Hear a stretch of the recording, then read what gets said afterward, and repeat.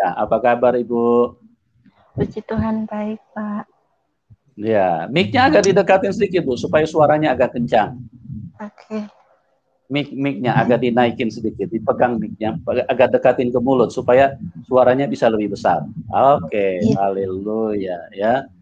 Ibu iya, Pak. Tini adalah orang yang sederhana, dan inilah menunjukkan Tuhan yang benar. Dia tidak tanya-tanya dulu dompetmu tebal, tidak. Tuhan tidak seperti itu. Tuhan tidak tanya-tanya dulu kau ini artis apa tidak. Tidak. Tuhan tidak tanya-tanya kau ini punya jabatan tidak, punya mobil tidak. Tuhan tidak tanya seperti itu. Semua manusia dikasihi Tuhan. Dan Ibu Tini adalah satu pembuktian bagaimana Tuhan tidak pilih-pilih manusia karena dia sayang semua manusia. Dia Tuhan semua bangsa, dia Tuhan semua orang. Siapapun yang ada di bawah kolong langit ini. Ya, inilah yang Tuhan nyatakan kepada Ibu Tini. Ibu Tini, terima kasih ya, Ibu sudah hadir di tengah-tengah kita. Dan Sama-sama, pada malam Pak. hari ini saya percaya kesaksian Ibu Tini akan memberkati kita semua, ya, akan menguatkan, akan mencerahkan dan akan menyadarkan banyak orang, ya. Ibu Tini bisa mulai dari apa? Dari latar belakang dulu ya Bu ya. Ibu kan Baik, dari Pak. Muslim, bagaimana Ibu dulu di Muslim seperti apa eh, perjalanan iman Ibu di dalam melakukan syariat-syariat Islam. Oke, silakan Ibu Tini, Ibu bisa sampaikan kesaksiannya. Baik. Selamat malam. Perkenalkan, nama saya Ngatini, biasa dipanggil Tini. Saya lahir dari Sragen, dari keluarga yang sederhana. Saya anak pertama dari 7 bersaudara. Ya, saya dibesarkan dalam lingkungan Muslim. Memang orang tua saya juga Muslim, cuman ya Muslim bisa dikata Muslim KTP, tetapi kami yang anak-anaknya, terutama saya berusaha menjadi Muslim yang taat, dalam artian sholat dan puasa. Terus terang saja, saya memang tidak fasih menghafal Al-Quran karena keadaan keluarga saya yang memang benar-benar sederhana. Kami tidak punya banyak kesempatan untuk mengaji seperti yang lain-lain. Tapi saya mendapatkan pengajaran dari sekolahan dan dari ikut pengajian. Cuman saya berusaha menjadi Muslim yang taat dengan menjalankan ibadah sholat yang rutin, taat, dan puasa. Sampai pada suatu hari saya beranjak dewasa,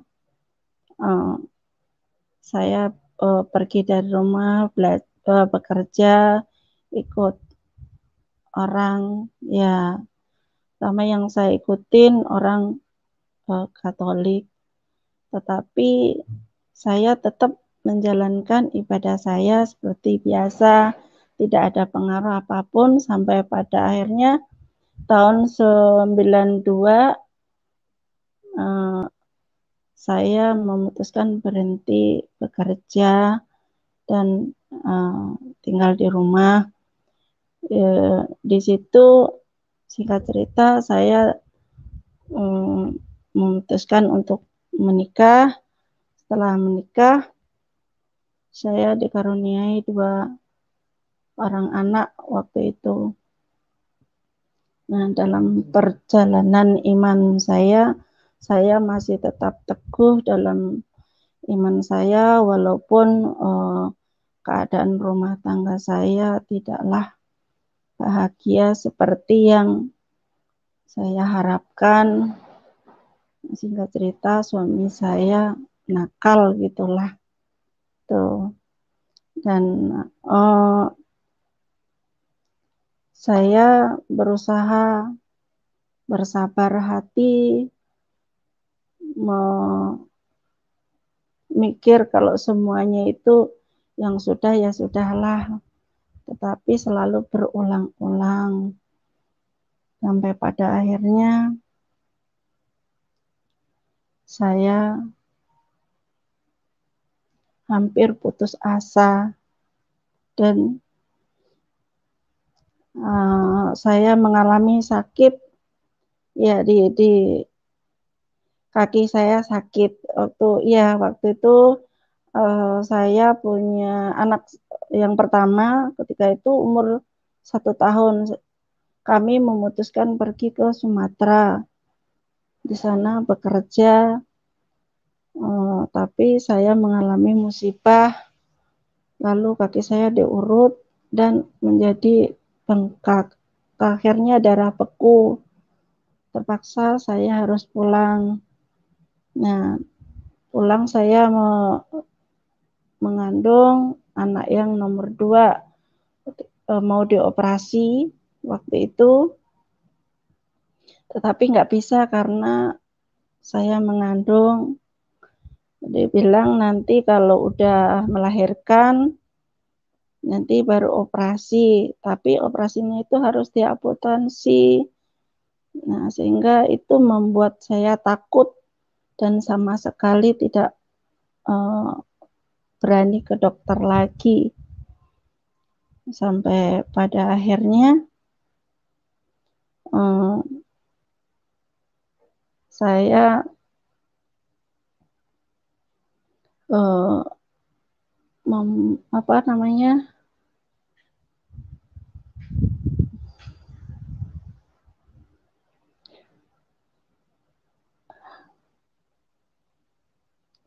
saya pada saat itu saya pergi ke orang pintar, katanya orang itu bisa menghilangkan sakit saya, tetapi kenyataannya tidak. Kaki saya pecahkan, akhirnya seperti kambing dipotong, seperti kambing dipotong. Itu dalam keadaan seperti itu saya melahirkan anak nomor 2. Di saat itu saya mengalami pertarungan antara hidup dan mati, berjuang melawan penyakit saya. Di saat itu saya mengalami seperti itu. Suami saya juga masih tidak berhenti nakalnya. Tapi saya buat sabar, tapi sabar. Lama-lama rasa sabar itu sedikit demi sedikit. Ada rasa sakit hati, rasa dendam, rasa marah, rasa benci. Sampai pada titik akhir di tahun 2016 lalu. Saya pergi dari rumah, tapi sebenarnya saya nggak pengen pergi. Karena saat itu pikiran saya kalau saya pergi, saya mau kemana? Dan saya mau ngapain? Gitu. Terus siapa yang mau menerima saya? Saya orang cacat, bawa anak pula. Siapa yang mau menerima saya? Saat itu ada kata dalam hati seperti itu. Tapi suatu malam ada suara yang berkata seperti di samping telinga saya, lungo, lungo, lungo, gitu sampai 3 kali. Nah, itu suara itu sampai 4 hari saya abaikan. Tapi suara dalam hati, gantian dalam hati ada lagi suara, dah lungo,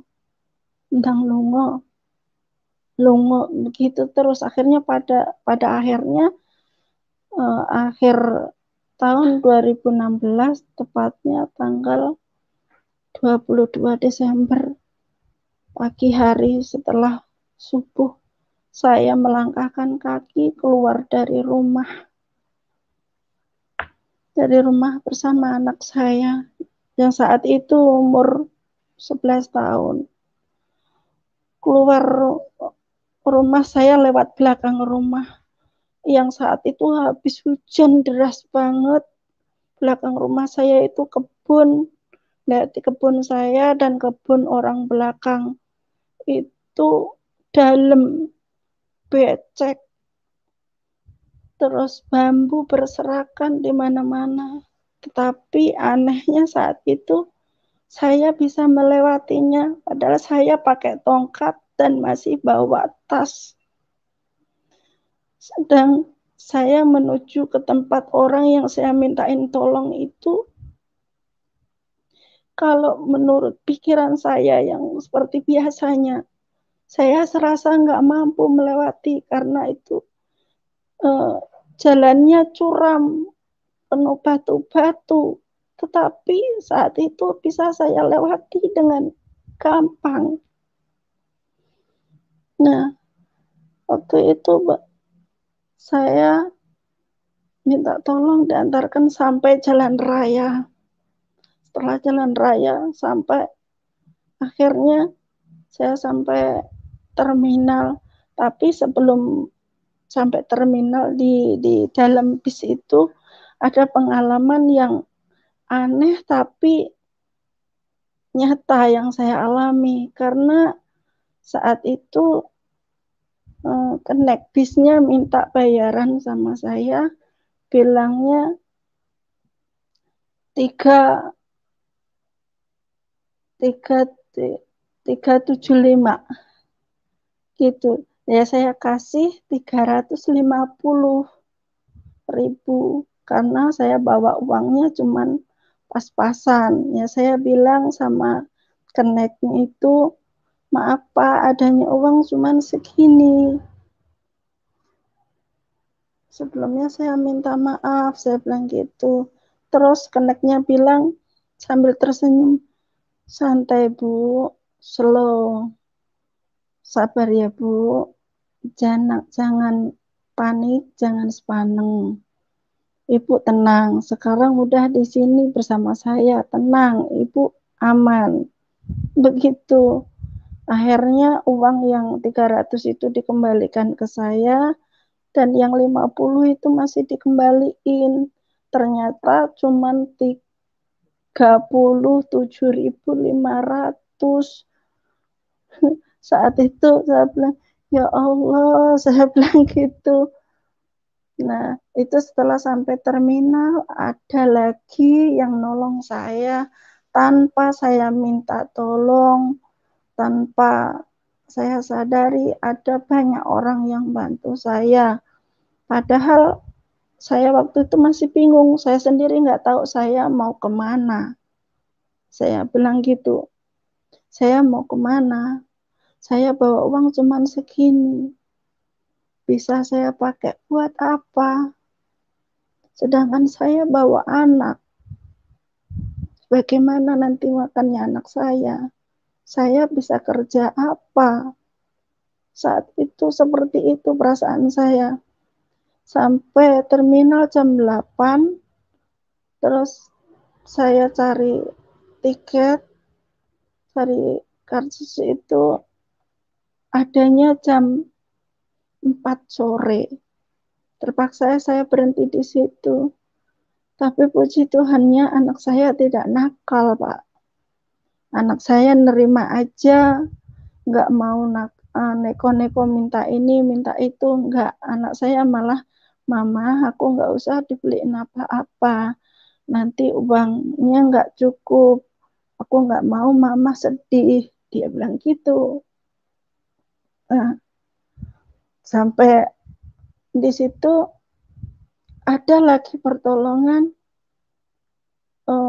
yang punya loket itu datang sendiri ke saya setelah jam 4 sore, mengantarkan saya ke bis, dan sampai di bis itu saya ya tinggal duduk aja, saya nggak tahu setelah itu sampai terminal mana gitu, saya nggak tahu. Di situ loper bis. Nah, di situ saya kaget kok ada orang nyari nama anak saya gitu kan. Nggak taunya dari agen sudah dipesankan kalau nanti loper nama ini tolong dibantu ya dicarikan bis yang baru. Puji Tuhan, saya nggak tahu pertolongan demi pertolongan saya alami mulai dari rumah. Itu seperti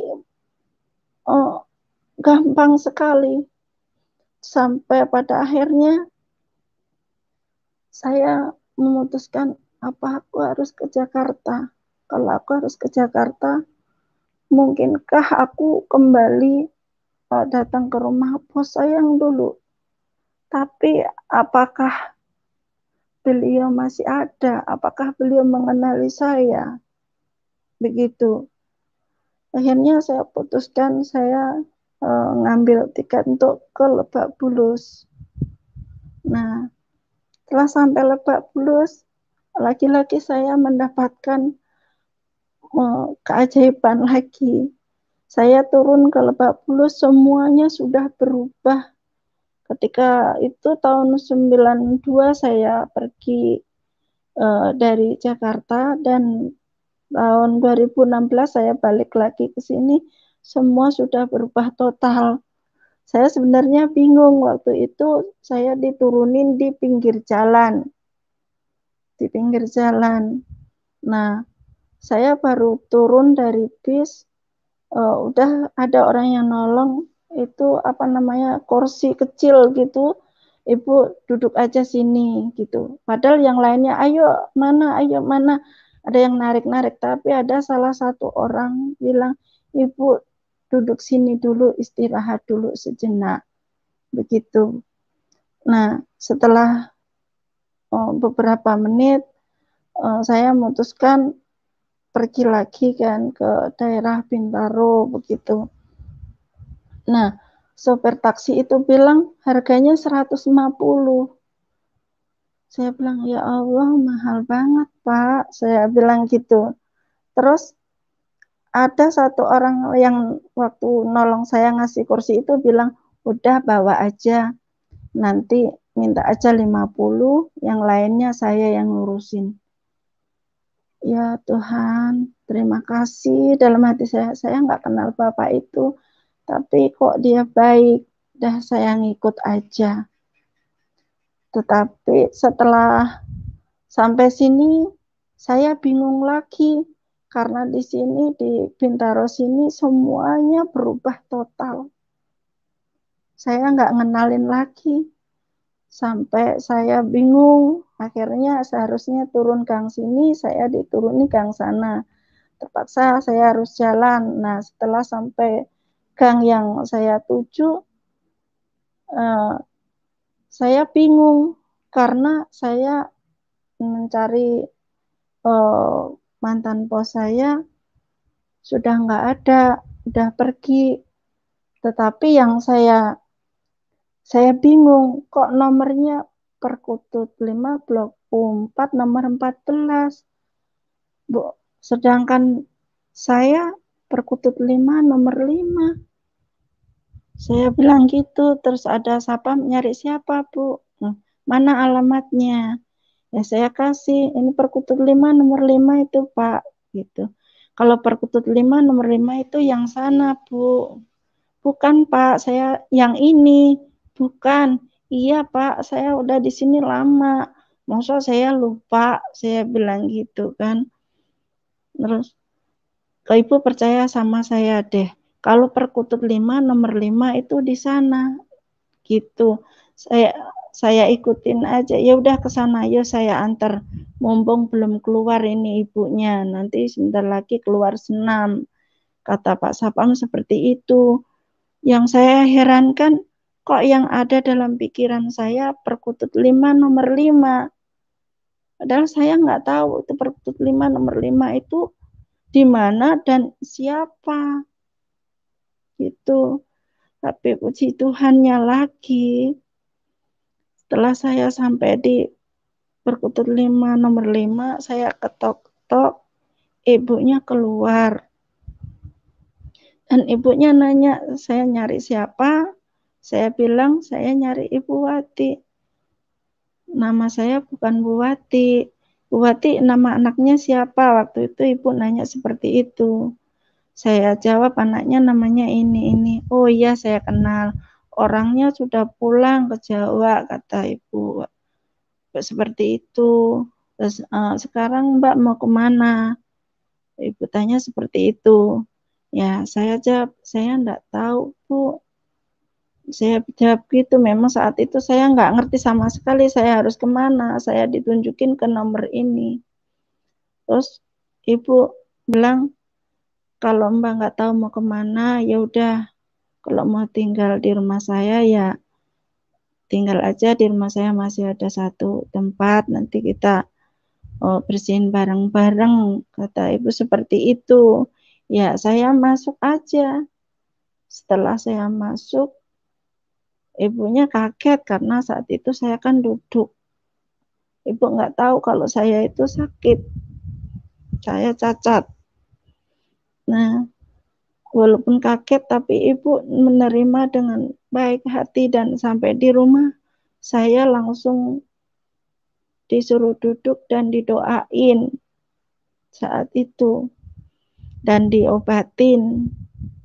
Walaupun ibu belum nggak tahu karena nggak membuka kaki saya saat itu pakai celana panjang. Nah, setelah itu besoknya Natalan semua pergi ke gereja. Nah, kebetulan minumannya ketinggalan saat itu karena mau bawa es buah.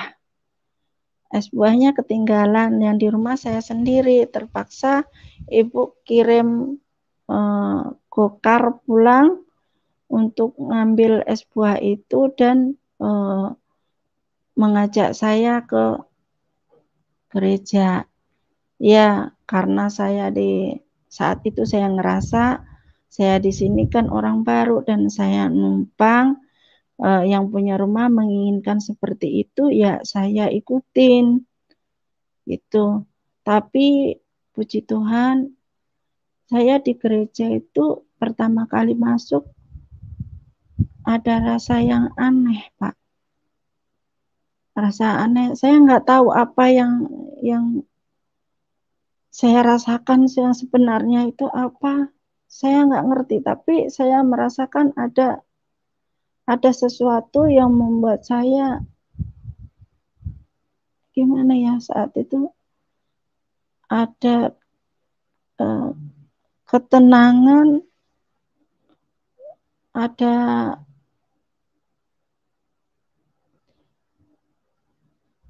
kayak gimana sih, bergetar tapi ada rasa seneng gitu loh Pak. Dari situ kayak ngerasa, saya punya teman, dianggap saudara di sini, karena di saat saya masuk kan ini kenalkan saudara ibu dan kakak-kakak yang di sini, bilang kenalkan ada saudara baru, saya punya saudara baru gitu. Di saat itu rasanya kok mau ya mereka orang-orang ini sama saya yang seperti ini. Mereka nggak memandang siapa saya dan dari mana saya dan bagaimana keadaan saya. Saya merasa dihargain. Nah, itu awal mula saya merasakan ketenangan. Nah, setelah pulang, saya di sini biasa tiap hari saya masih menjalankan sholat seperti biasa. Ibu pun orang rumah sini tidak pernah mempengaruhi saya untuk harus ikut beliau atau harus gimana. Beliau semua memberi kebebasan pada saya untuk melakukan kewajiban saya, apa yang saya yakini. Hingga tiap hari saya sendiri di rumah. Sebelum ibu pergi, ibu selalu setiap hari pagi sampai sore itu selalu memutar firman lewat audio. Nah, saya yang di rumah ya awalnya risih sih, tapi lama-lama saya merasa senang. Pertama jadi teman, kedua firman-firman yang apa, tokoh-tokoh yang ada di firman itu seperti yang tokoh yang ada di Al-Quran. Akhirnya saya dengerin gitu. Tapi di saat saya dengerin itu ada perasaan ingin tahu. Di situ ada kata-kata kasihilah musuhmu seperti kau mengasihi dirimu sendiri. Doakan musuhmu, berkati dia. Sedangkan saya saat itu ngerasa orang sakitnya kayak gini kok suruh berkati, suruh ngampuni, suruh ngasihi, gitu. Terus ada lagi saya dengar saat itu, bila kamu disakitin orang, bila ditampar gigi di pipi kananmu, berikanlah pipi kirimu. Itu. Nah, di situ saya berpikir tidak boleh membalas kalau disakiti, harus mengasihi, mengampuni. Seandainya saya bisa melakukan itu semua, alangkah damainya ya hidup ini. Saya bergumam sendiri di rumah. Dan akhirnya pada suatu malam saya mimpi di tengah seperti perkebunan teh itu, tapi panjangnya, tingginya sama, terhampar luas tanpa pangkal, tanpa ujung. Saat itu saya seperti berada di tengah-tengah. Saya bingung. Saya mau pulang kemana? Sudah hampir malam. Saya di sini sendirian. Nggak ada pemukiman. Saya ketakutan saat itu. Akhirnya saya duduk. Saya nyadar, Pak, saya pakai tongkat. Saya terduduk menangis di situ. Tiba-tiba ada suara, anakku, bangun. Jangan bersedih gitu. Dua tangannya diulurkan ke tangan saya diajak berdiri. Dan saya dipeluk dengan tangan kanan ke badan beliau. Tetapi saya tidak bisa melihat mukanya karena dari leher ke atas itu bersinar. Saya merasa nggak mampu kalau melihat, akhirnya saya pasrah dipeluk. Tapi di dalam pelukan itu saya merasakan kedamaian seperti orang yang saya sayangi, saya kasihi, terus tiba-tiba berpisah sekian puluh tahun dan akhirnya bertemu. Seperti itu saya merasakan. Saya merasa nyaman, saya merasa senang, dan dalam hati ini yang akan menyelamatkan saya, ini yang akan melindungi saya. Dalam hati saya berkata seperti itu. Nah, di saat beliau memeluk saya, beliau berkata, akulah jalan kebenaran, akulah jalan yang lurus dan jalan kebenaran. Beliau bilang begitu. Nah, setelah itu saya baru tahu bahwa Tuhan itu sebenarnya saya adalah jalan kebenaran dan hidup. Itu yang sebenarnya. Tapi di saat saya setiap sholat kan saya bilang, Tuhan, tunjukkanlah saya jalan kebenaran yang lurus. Jalan mana yang harus aku tempuh, Tuhan? Supaya saya tidak terus-menerus seperti ini. Saya ingin hidup tenang, hidup damai seperti yang lain. Saat itu saya berdoa seperti itu. Pada akhirnya malam saya dimimpiin seperti itu. Tapi saya belum tahu kalau itu Tuhan Yesus. Karena biarpun dulu saya ikut orang Kristen, di sini pun juga orang Kristen, tapi saya kan enggak begitu peduli gitu. Saya hanya meyakinin bahwa agama saya yang benar begitu.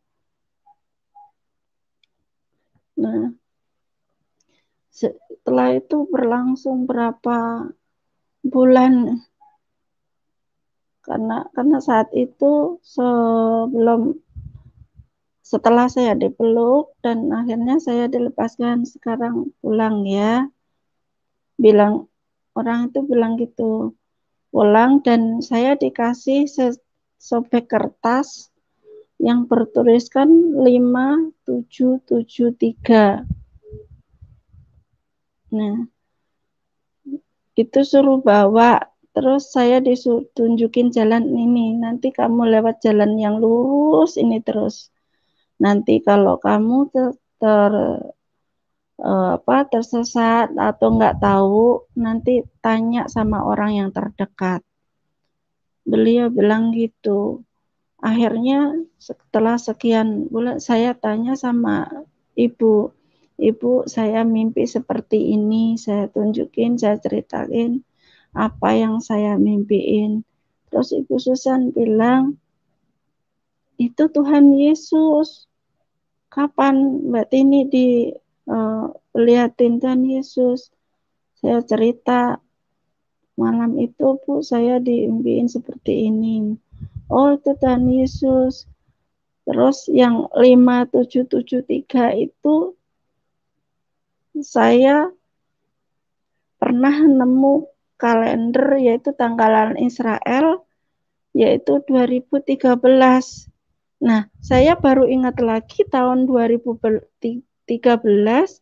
juga saya pernah ditemuin orang yang seperti itu, tapi saat itu beliau bilang, anakku ikutlah aku, anakku ikutlah aku, sampai 3 kali.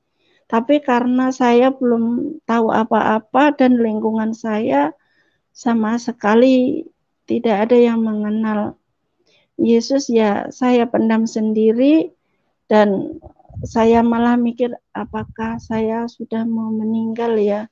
Akhirnya saya pikir itu malaikat Allah gitu. Apa saya udah mau meninggal ya? Kok saya ditemuin orang apa itu malaikat Allah ya, dan akhirnya hari-hari saya jalanin dengan hati-hati sekali. Nah, setelah saya dikasih tahu kalau itu Tuhan Yesus, terus ya saya masih biasa saja tadinya, tapi lama-kelamaan saya merasakan ada yang aneh. Setiap dengar firman itu seperti saya pengen menyimak gitu. Lanjutannya bagaimana gitu. Terus pada akhirnya itu saya kok ada rasa ketenangan. Karena di sini saya tidak hanya mendapatkan satu, karena iman timbul dari pendengaran, pendengaran akan firman Tuhan. Jadi nggak cuma satu, saya 3 dapatkan sekaligus. Pertama, saya dapat dari firman. Kedua, saya mendapatkan perlakuan dari keluarga sini begitu baik, rendah hati, tanpa memandang siapa saya dan dari mana saya. Beliau semua memperlakukan saya seperti keluarga sendiri. Itu poin kedua. Dan poin ketiga, keluarga ini begitu taat sama Tuhan dan selalu mengajarkan yang baik-baik walaupun sampai perkataan sekalipun. Itu saya selalu diajarin, sudah ikhlaskan, doakan, ampuni. Selalu saya dicekokin kata-kata itu dari ibu. Hanya saya merasa kok damai ya, gitu. Akhirnya ya sudahlah. Bukan saya yang mencari Tuhan, tapi Tuhan yang mencari saya. Ya Tuhan, akhirnya saya tunduk kalau memang ini jalan hidup saya, karena Tuhan tidak hanya sekali, 2 kali menemuin saya di saat hati saya hancur. Tuhan menemui saya. Akhirnya saya turut ke gereja setiap minggu. Pada akhirnya saya minta dibaptis. Saya minta dibaptis tahun 2017, pas hari Paskah saat itu. Karena saya mengambil hari lahir saya, itu pas hari lahir saya saat itu, pas Paskah, dan saya minta dibaptis. Sehabis dibaptis pun saya merasakan kejadian yang aneh. Saya sendiri nggak ngerti apa yang terjadi dalam diri saya.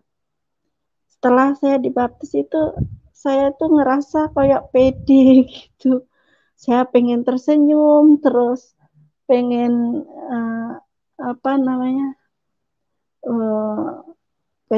pengen ngomong gitu ke orang kalau saya udah dibaptis loh, saya udah terima Tuhan Yesus, pinginnya seperti ngomong seperti itu terus gitu.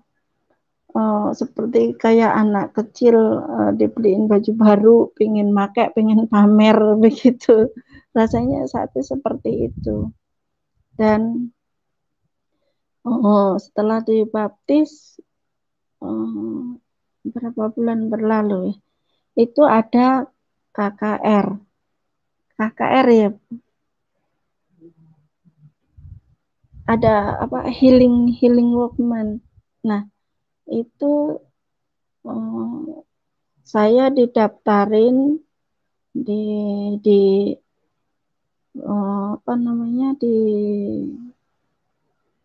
orang, dibayarin tanpa saya tahu, saya diikutin, itu yang bayarin orang. Dan sebelum didaftarin saya biasa-biasa saja, nggak ada apa-apa, saya sehat walafiat. Tapi setelah saya didaftarin, tiba-tiba saya sakit berat.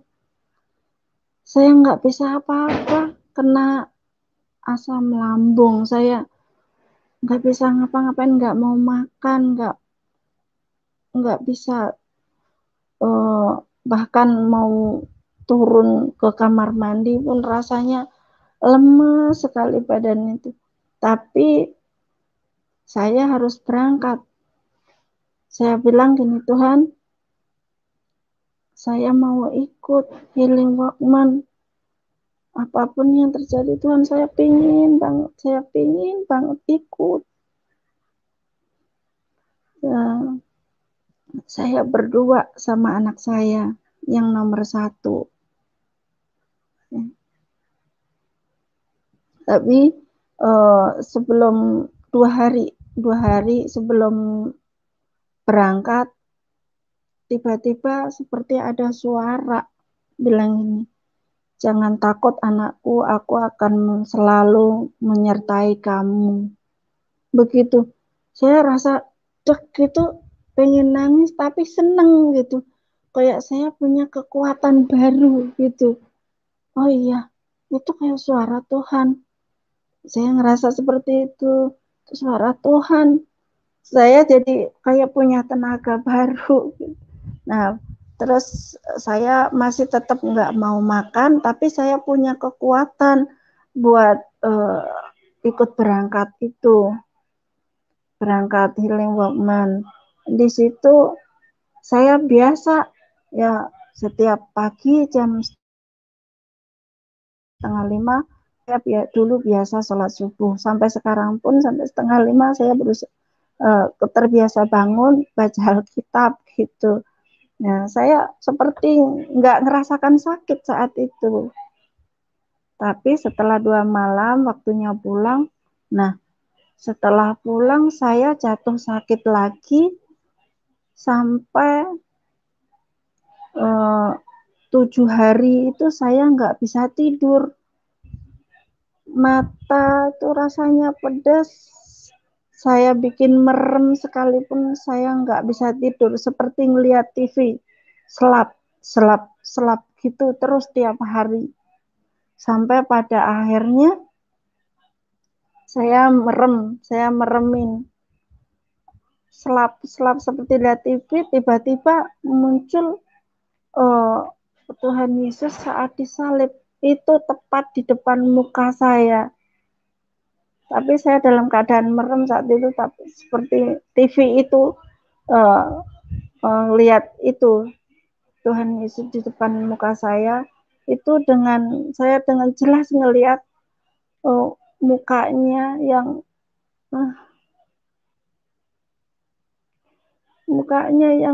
lebam semua, matanya yang satu sudah bengkak besar sekali.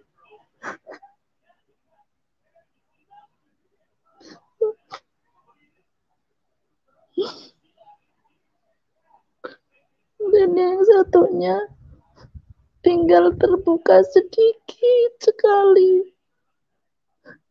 Saat itu Tuhan menatap saya, seperti Tuhan bilang gini, baru segitu saja sudah ngeluh. Lihat saya, pandang saya seperti ini. Begitu. Dan saya melihat dari duri yang tertancap di kepala itu keluar darah, menetes ngelewatin mata yang tinggal terbuka sedikit itu. Akhirnya jatuh ke dada saya. Beliau bilang, pilur-pilurku nyembuhkan kamu. Begitu. Terus saya melek, tapi nggak ada. Saya cari nggak ada.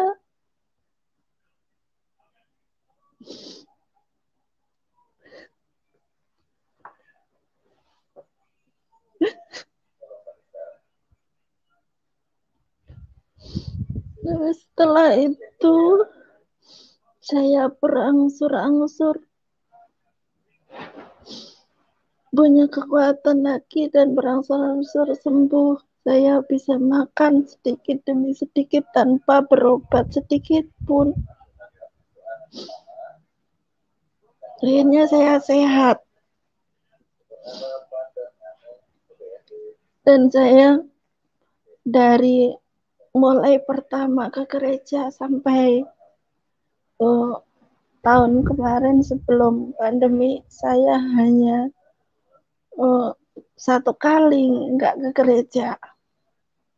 Nah, akhirnya saya rutin lagi ke gereja, dan di dalam gereja itu pun saya sewaktu doa, pujian, penyembahan, itu saya juga diperlihatkan seperti saya bawa ke taman, pernah, dan lagi pernah saya lagi pujian penyembahan itu seperti ada tangga yang naik ke atas sampai tinggi sekali. Nah, di atas sana ada Tuhan yang mengacungkan tangannya pada saya, dan di belakang beliau seperti ada matahari. Itu terjadi berulang-ulang. Pernah suatu malam saya juga pujian penyembahan sendiri di kamar. Itu seperti tiba-tiba seperti di halaman dan melihat langit itu terbuka, dan di atas itu seperti ada kayak capung begitu, saling bergandengan. Mereka menari-nari kayak jamuran seperti itu.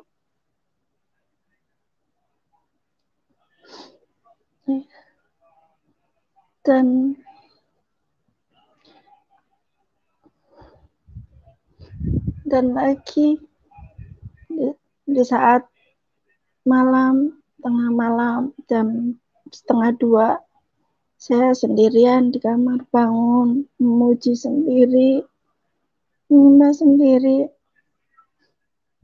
Tapi akhirnya pada akhirnya saya bilang sama Tuhan,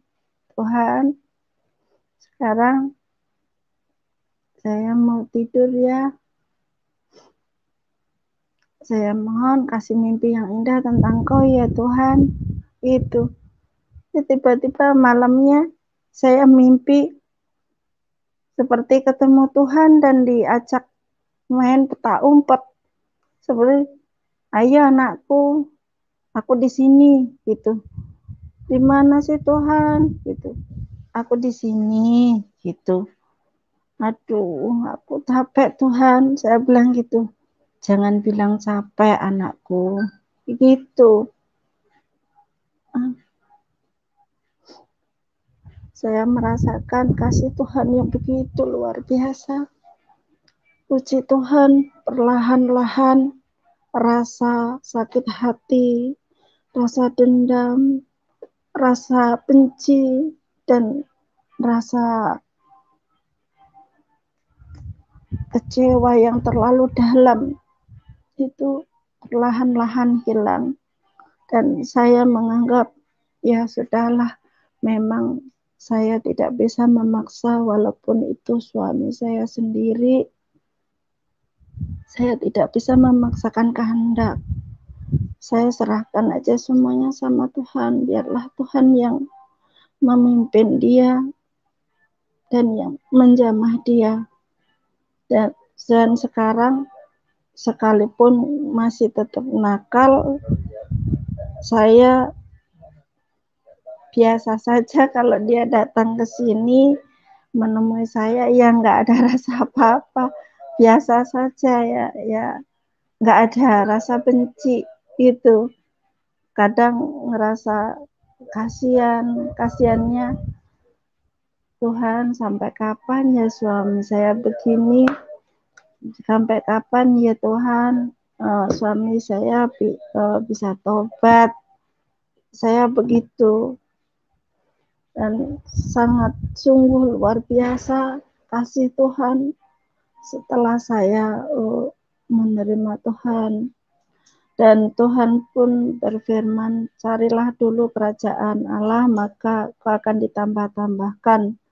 Puji Tuhan, saya seperti orang haus dan lapar, walaupun saya tidak tahu itu, ya baca, pokoknya baca dan baca. Saya penasaran kan, tokoh-tokoh yang di Al-Quran itu ada di sini, coba saya baca semua, saya baca gitu, walaupun awalnya saya tidak tahu, tapi dari ketaatan saya, Tuhan Yesus memang baik, sungguh baik. teramat sangat baik sama saya.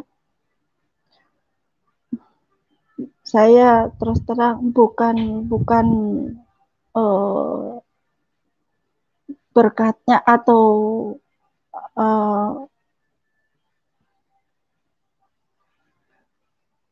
bukan hanya berkatnya yang saya cari. Saya ingin mencari pribadi Tuhan yang sebenarnya. Karena pribadi Tuhan yang sebenarnya itu penuh kasih.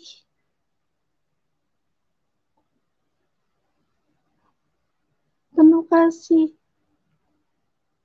Sehingga saya bisa berubah. Bisa menghilangkan rasa itu semua. Sungguh luar biasa. Padahal sebelumnya sekian puluh tahun saya jalani hidup saya, rasa itu makin tertanam dalam hati saya. Sampai-sampai saya hampir bunuh diri karena saya nggak kuat menjalani hidup. Karena saya nggak punya teman untuk berbagi.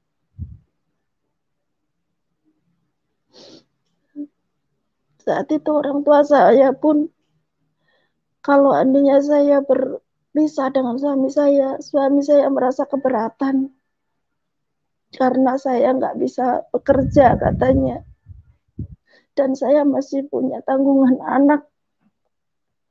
Lalu pada siapa lagi saat itu? Saya selalu diintimidasi sama iblis. Iblis bilang, untuk apa kamu hidup? Kamu udah nggak diperhatiin suami kamu. Kamu udah nggak dipeduliin. Kamu disia-siain. Kamu sudah nggak dianggap. Kamu sudah tua.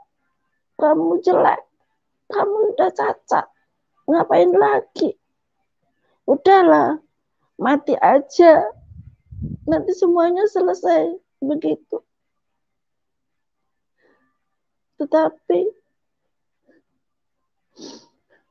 di saat saya seperti itu, ada ya sisi lain bilang, jangan, nanti kalau kamu mati, anak kamu bagaimana?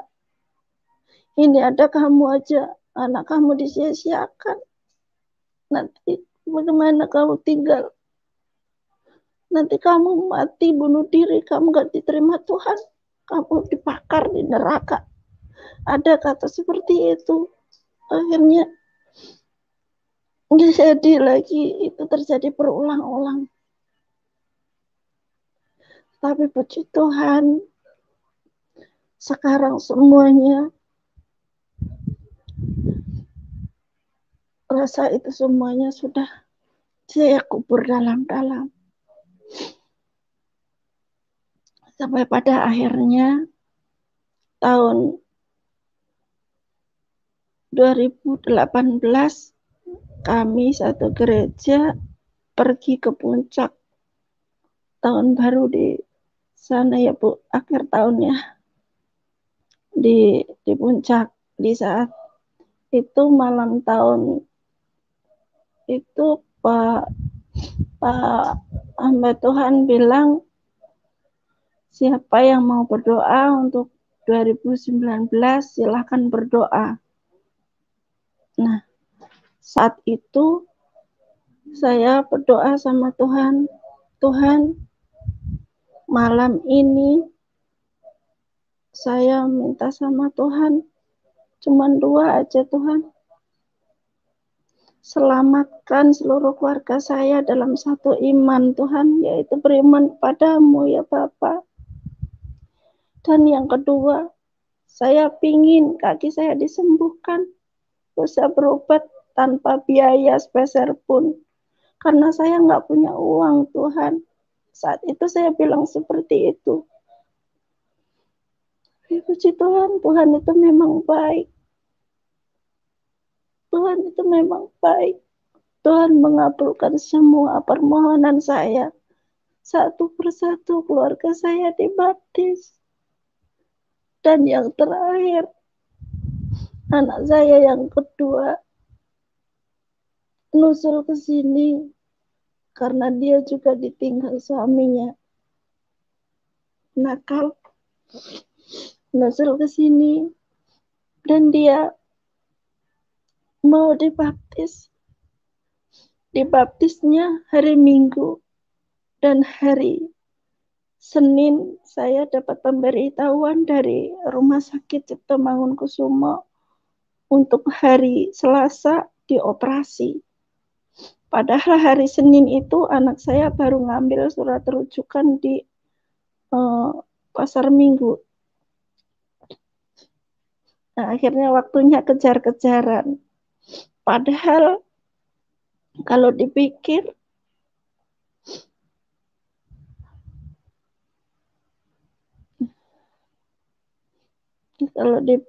di RSCM itu kan orang beratus-ratus ya, bahkan hampir ribuan. Sampai bertahun-tahun pun belum ketanganan ada. Sedangkan saya malah dokternya yang nyari saya. Hari Selasa saya dioperasi. Hari Sabtunya saya pulang, hari Minggunya saya sudah ke gereja lagi. Penyembuhannya sungguh luar biasa, cepat sekali, tanpa keluhan. Itu semuanya berkat kemurahan Tuhan. Tuhan yang sungguh luar biasa memelihara kehidupan saya dan keluarga saya.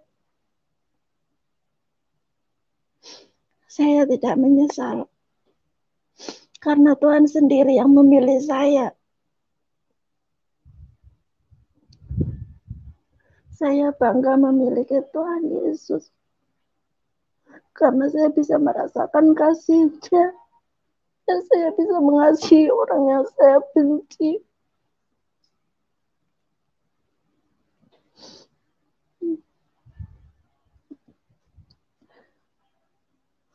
Saya bisa mengikhlaskan semuanya, dan sekarang bisa hidup damai, berdampingan dengan orang yang saya benci.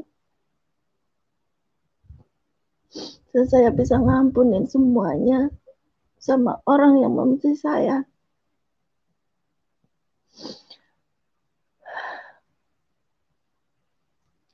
Terima kasih, Pak.